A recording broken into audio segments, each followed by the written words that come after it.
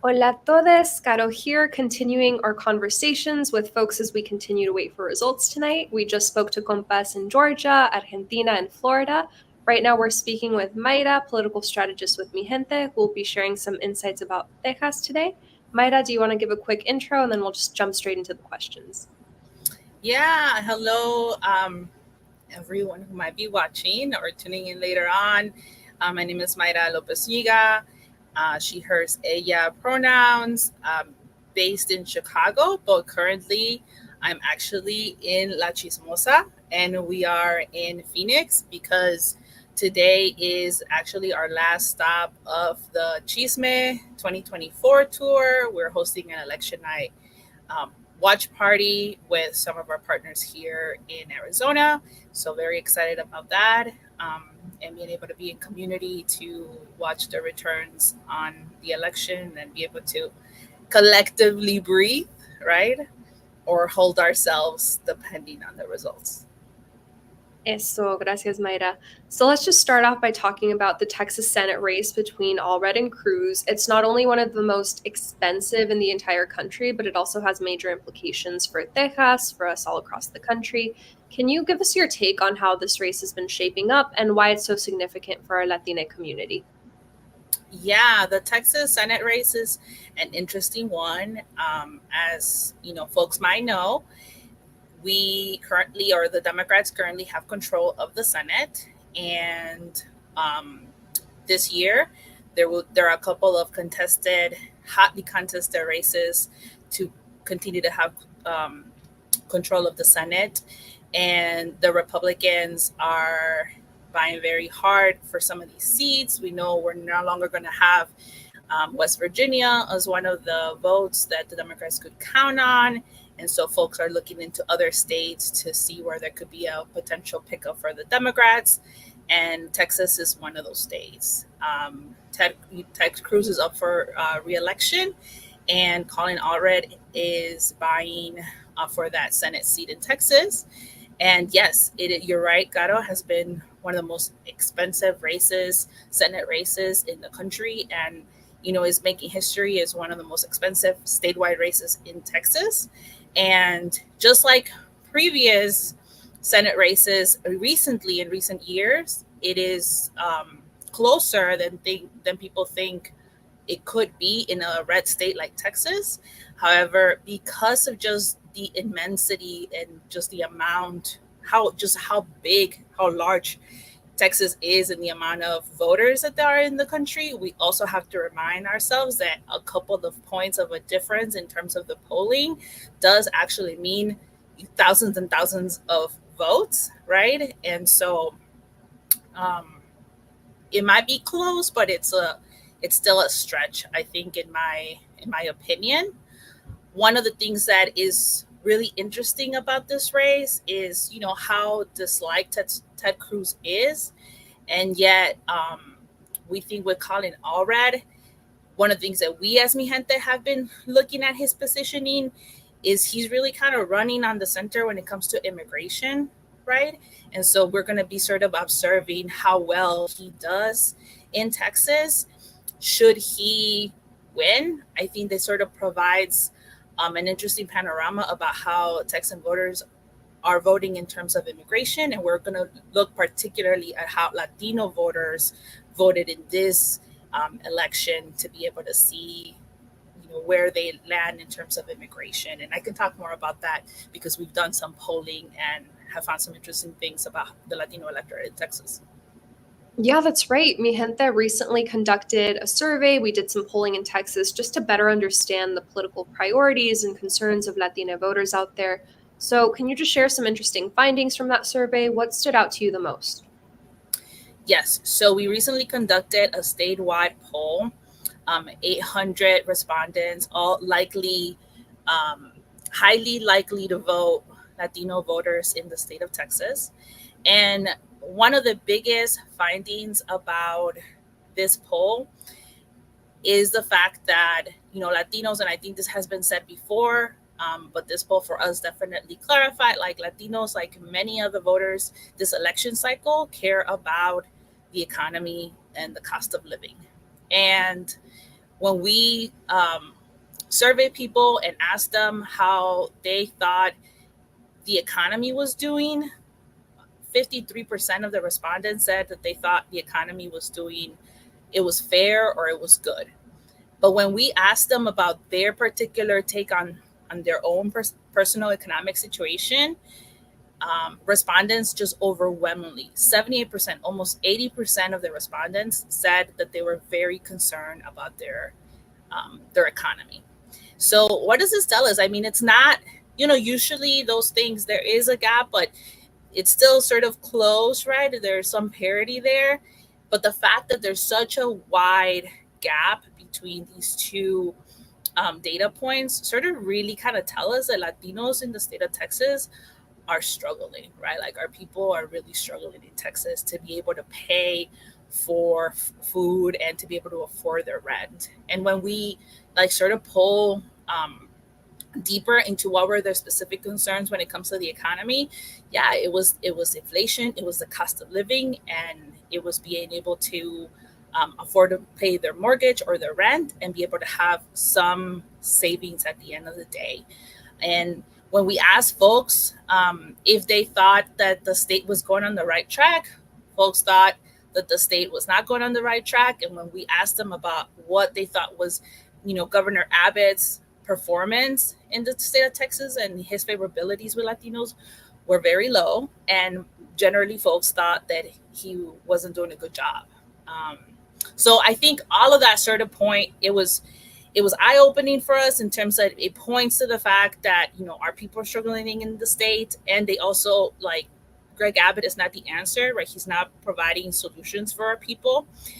In addition to that, we did ask about the presidential election, and at the time, and we ran this poll towards the end of September, the beginning of October, and at the time, respondents said that they would vote for the Vice President Harris at 54%. And so for us, that means that, people are looking to the Democrats for an alternative. And that says something, because I think if we look at national trends, one of the things that has been talked a lot about this election cycle and with the vice president's candidacy and campaign is the fact that, the economy has been a resounding topic as like what is it that she's going to do differently than the previous, that this administration, right? And how is she offering alternatives to people when it comes to the economy? And that is, something that is in everybody's mind. And yet, like in a place like Texas that tends to vote, Republican, right? Or we see it as a red state. Latinos in that state are actually looking to Democrats for answers, right? And so to us, that says something about the potential in the state.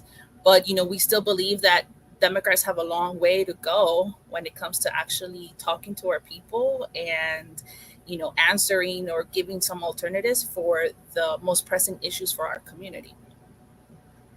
Yeah, and speaking of pressing issues, I think it's very relevant that you mentioned, just the affordability aspect, and then putting that in juxtaposition to the fact that this is the most expensive Senate race in the country, right? So there's that disparity there. I was looking up the FEC filings, and apparently both Cruz and Allred combined raised $166 million. So it just goes to show you.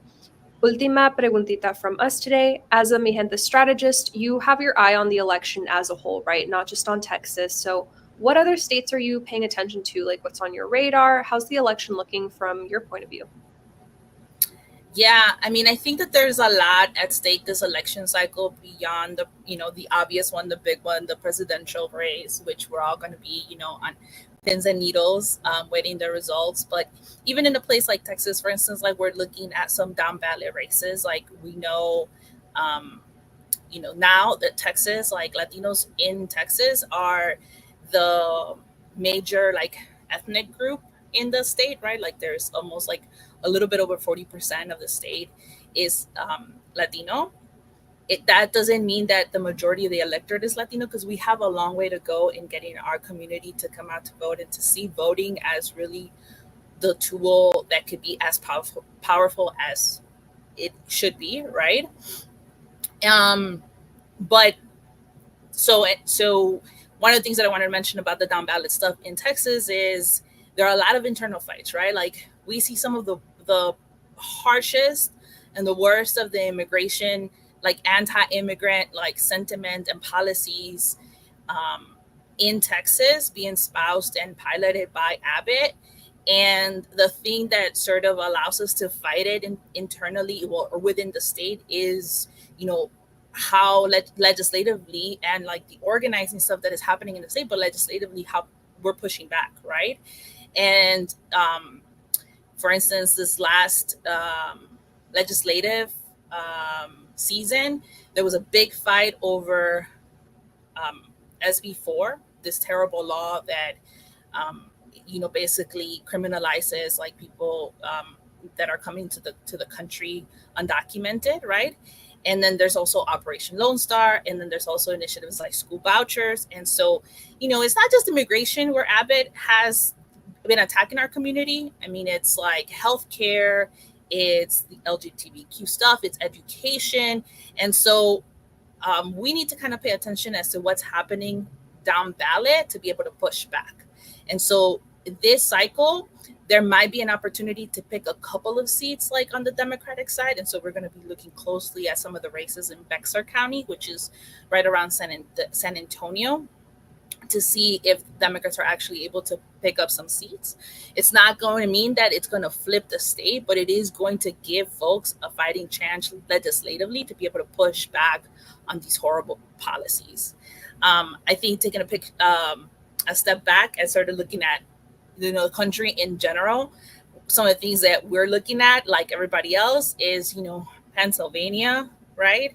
And where's that going to go? We know that's like the big get this election cycle. North Carolina, like we have our hub in North Carolina, Siembra, who's been doing tons of work to turn out the vote and turn out Latinos to vote. And now there's actually North Carolina is one of the key 7 swing states, right? So we're going to be looking closely at how that one pans out.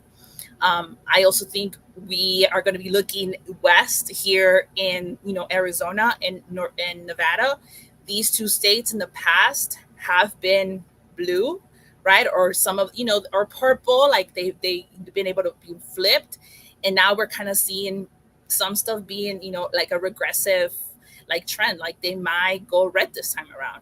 And we also have to remember that these 2 states, Nevada and Arizona, are the 2 states in the 7 swing states that have the most amount of Latino voters besides Pennsylvania, right? And so I think that this is going to be really interesting, like once the dust settles and we're able to see some cross stabs and see the gender divide, and then like the age and how people came out to vote in these 2 particular states, but then overall nationwide. I think the thing that catches my interest, a lot of my eye this election cycle, is all this talk around the gender divide, right? And how younger men, and particularly younger Latino men, younger Black men, are voting right, or being the Trump bros. And so we'll really be able to see and dissect like how true that is, and where did it happen, which I think context is really, really important. So I think those are some of the places where I'm going to be keeping my eye.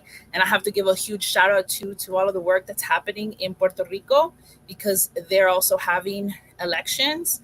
And the Alianza has been doing a tremendous job of organizing both like community and electorally. And so we'll be keeping our fingers crossed for good returns over there. Yeah, solid. Thank you for bringing that up, Mayra. We actually have a conversation lined up later from some Alianza folks that are going to join us, so stay tuned for that. Mayra, de nuevo, thank you so much for joining us. Thank you for joining us straight from La Chismosa. We appreciate you. We thank you for your work. And if you're watching us from home, from the polling location you're at, thank you for tuning in, and stay tuned to any of the conversations that we're going to be having throughout the day. Gracias todos. Thank you. Bye-bye.